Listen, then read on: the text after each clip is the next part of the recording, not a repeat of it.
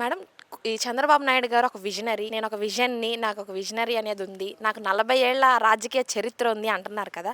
ఆయన రాజకీయ చరిత్రలో ఏమైనా ఆంధ్ర రాష్ట్రాన్ని అభివృద్ధి చేశారంటారా? చేశారా ఏమన్నా పోనీ? ఏవండి మాటలకే పరిమితం. అంటే అడ్మినిస్ట్రేషన్ మనం నేర్చుకోవాల్సింది చంద్రబాబు నాయుడు గారి దగ్గరండి. ఎందుకనంటే చక్కగా చెయ్యకపోయినా చేశానని, చేసేస్తానని, చేసి నిరూపిస్తానని చెప్పటం తప్ప ఈ 40 సంవత్సరాల్లో ఆయన చెప్పింది అదే. ఏదైనా ఆయన మొదలు పెడదాం అనుకుంటారు కానీ మొదలు పెట్టలేరు. ఏదైనా చేద్దాం అనుకుంటారు కానీ ఆయన చేయలేరు. ఇవన్నీ ఏంటంటే చంద్రబాబు నాయుడు గారు అసలు స్పష్టంగా చేయగలరు. కానీ జగన్మోహన్ రెడ్డి గారు ఆయనకు భిన్నంగా ఎందుకంటే జగన్మోహన్ రెడ్డి గారు చెప్తేనే చేస్తారు. ఆయన మాట ఇస్తే మాట తప్పడు. ఎందుకంటే వైఎస్ రాజశేఖర్ రెడ్డి గారు ఆయన దగ్గర నుంచి వచ్చిన రాజ్యసమే జగన్మోహన్ రెడ్డి గారు. ఈ విధంగా ఒక అర్థమవుతుంది. 40 సంవత్సరాల ఇండస్ట్రీ ఉన్న ఇప్పుడున్న చంద్రబాబు నాయుడు గారు కానీ లేకపోతే మన నాయకుడు జగన్మోహన్ రెడ్డి గారు కానీ స్పష్టంగా కనిపిస్తుంది. 40 సంవత్సరాలు ఉన్న వ్యక్తి ఏ విధంగా మాట మీద నిలబడ్డారు అంటే ఈరోజు మనం ఓడిపోవచ్చేమో కానీ నిజంగానే తల ఎత్తుకునే తిరిగేలాగా జగన్మోహన్ రెడ్డి గారు మా నాయకులందరినీ తయారు చేశారండి. ఇది ఇంకోటి ఏంటంటే ఏదో 40 సంవత్సరాలు ఇండస్ట్రీ అంటున్నారు కానీ ఏ విధంగా కూడా మన ఆంధ్ర రాష్ట్రం విభజన తర్వాత ఎక్కడ కూడా డెవలప్మెంట్ అనేది జరగలేదు. డెవలప్మెంట్ అంటే అమరావతి ఒకటే డెవలప్మెంట్ చేస్తానంటున్నారు. ఏంటంటే ఉన్నవి అన్నీ ఇసుక అవన్నీ తీస్తున్నారు, అవన్నీ ఇచ్చేస్తున్నారు తప్ప ఎక్కడ కూడా డెవలప్మెంట్ జరగదు, జరగబోదు కూడా వాళ్ళ వల్ల. మేడం, నిన్న సిట్ విచారణ పేపర్స్ జగన్మోహన్ రెడ్డి గారు తగలబెట్టేశారు అని అంటున్నారు. అది నిజమే అంటారా? అది ఎంతవరకు ఏమండి నిజం? ఇదైతే స్పష్టంగా అబద్ధం. జగన్మోహన్ రెడ్డి గారికి అవసరం లేదు. ఏదైనా కూడా ఎదుర్కోవడానికి దమ్ము, ధైర్యం ఉన్న నాయకుడు జగన్మోహన్ రెడ్డి గారు.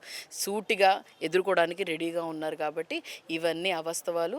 ఖచ్చితంగా ఇదంతా తెలుస్తది. ఏంటంటే జగన్మోహన్ రెడ్డి గారు బురద జల్లటం మీదే వాళ్ళ దృష్టి అంతా సాధిస్తున్నారు కాబట్టి ఇవన్నీ తీసుకొనొస్తారు. ఇప్పుడు చూస్తే లడ్డూ విషయం గానీ, లేకపోతే బుడమేరు వాగప్పుడు ఏమో ఆ షిప్పుల గురించి కానీ, అంటే ఏదైనా విషయాన్ని దాచిపెట్టడానికి, ప్రభుత్వం మీద బురద జల్లకుండా ఉండడానికి, ప్రభుత్వం మీద ఎవరు ప్రశ్నించకూడదని ఉద్దేశంతో ఏదో ఒకటి ఇష్యూ రేపుతానే ఉంటారు. దానికేమో ఒక తోలుబొమ్మలాగా పవన్ కళ్యాణ్ గారు, డిప్యూటీ సీఎం గారు పవన్ కళ్యాణ్ గారు ఉంటానే ఉంటారు. లేకపోతే ఏదైనా ఏ విషయమైనా కూడా ఏదైనా గవర్నమెంట్ మీద కానీ లేకపోతే టీడీపీ కూటమి ప్రభుత్వం మీద కానీ ఏదైనా వస్తే వేరే విషయాన్ని రేపిస్తూ అంటే ఏదో ఒకటి వాళ్ళ మీద ఎత్తుతానే ఉంటారు. మీరు చూసుకుంటే షర్మిల గారి విషయంలో కానీ ఏదైనా కూడా వాళ్ళకండి బురద జల్లటం చాలా ఈజీగా స్పష్టంగా వాళ్ళు చేయగలరు కాబట్టి అడ్మినిస్ట్రేషన్ ప్రకారంగా వాళ్ళు చేయరు కాబట్టి. కానీ జగన్మోహన్ రెడ్డి గారు అయితే మీరు ఎన్ని విధాలుగా చేసినా కూడా కాపాడటానికి ప్రజలు ఉన్నారు. ఇప్పుడు కాదు 40 సంవత్సరాలు కాదు ఎంత రాజకీయ జీవితం ఉన్నా కూడా ప్రజలందరూ కాపాడటానికి జగన్మోహన్ రెడ్డి గారు వెంటే ఉంటారు.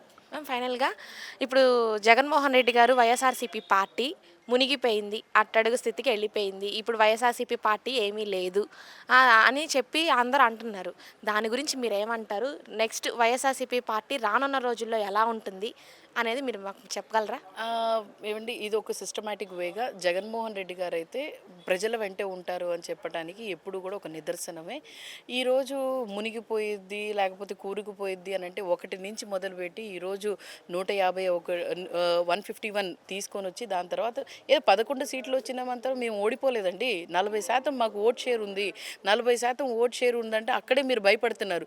మీరందరూ కలిస్తే 60%, మేము ఒక్కళ్ళమే 40%.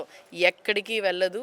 ఏదో అందరం దాక్కున్నాము, లేకపోతే వెళ్ళిపోతున్నాము, జారిపోతున్నాము. ఇవన్నీ మాటలు ఏంటంటే ఎవరు ఎంతమంది వెళ్ళిపోయినా కూడా రెట్టింపు ఉత్సాహంతో ఇంకా ఒకటికి 10 మంది అయ్యి మేమందరం జగన్మోహన్ రెడ్డి గారు వెంటే ఉంటాము. జగన్మోహన్ రెడ్డి గారికి సైనికులుగానే పనిచేస్తాము. జగన్మోహన్ రెడ్డి గారు ప్రజల కోసం ఏ విధంగా లేకపోతే కార్యకర్తలు ఎందుకంటే జగన్మోహన్ రెడ్డి గారు 2.0 అన్నారు. ఆ 2.0ని ఇంకా మేము ఇదిగా చేయడానికి మేము ఖచ్చితంగా రానున్న రోజుల్లో ఉంటాం.